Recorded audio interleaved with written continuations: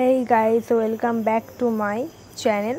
আমি কোল তোমাদের জন্য আজকে একটা ব্লগ নিয়ে চলে এসেছি। তো ব্লগটা আমি বাড়ি থেকে শুরু করতে পারিনি, কারণ আমি রেডি ছিলাম না, যাওয়ার জন্য হঠাৎ কথা হলো আর ভাই আমাকে নিয়ে গাড়ি করে বেরিয়ে পড়েছে। যাই হোক, আমি যাচ্ছি হচ্ছে আমার মাসির বাড়ি। দিনটা ছিল বৃহস্পতিবার। যখন আমি আর ভাই, তখন বাজে 4:30, তখন আমরা বেরিয়েছিলাম মাসির বাড়ি যাওয়ার জন্য।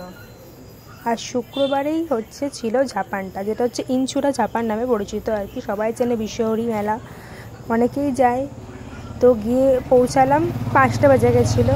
তারপরে বিকালবেলা ভাই আমাকে দিয়ে চলে গেল। তারপর আমি, আমার মাসির ছেলে আর আমি মাসি একটু বেরিয়েছিলাম ঘুরতে। তারপরে ওদের এখানটা যেহেতু একটু গ্রাম্য এলাকা, ভেতরে চাষবাস অনেক কিছুই হয়, যেটা আমাদের এখানে আমি দেখতে পাই না। খুবই সুন্দর জায়গাটা, প্রকৃতিটা মানে এতই সুন্দর। ড্রাগন ফল দেখালাম তোমাদেরকে, ফার্স্ট টাইম আমি ড্রাগন ফলের দেখলাম। তারপরে আমি আর ভাই একটু খেলা করছিলাম। তারপরেই সন্ধেবেলা এটা হচ্ছে ম্যাগি দিয়ে একটা ভাজা টাইপ হয়েছিল, খেলাম আমি আর ভাই। তারপরে ঘুগনি, মাসি দিয়েছিল ঘুগনি। তারপরেই খেলাম মাংসের চপ, যেটা আমার ফেভারিট।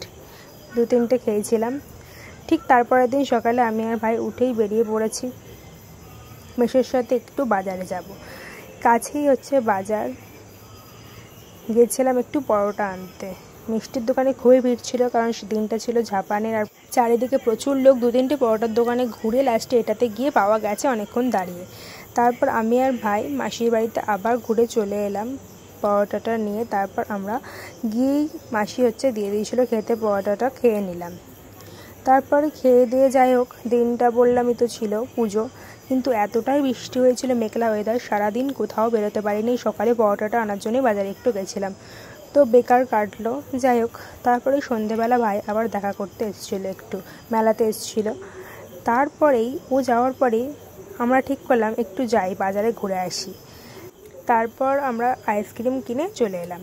ঠিক তারপরের দিন দুপুর তখন 3টে, মানে হচ্ছে শনিবার, পুজোর পরের দিন আমরা যাওয়ার জন্য বেরিয়ে পড়েছিলাম ঠাকুরটা। আগের দিন তো বেরোতেই পারিনি, এত বৃষ্টি।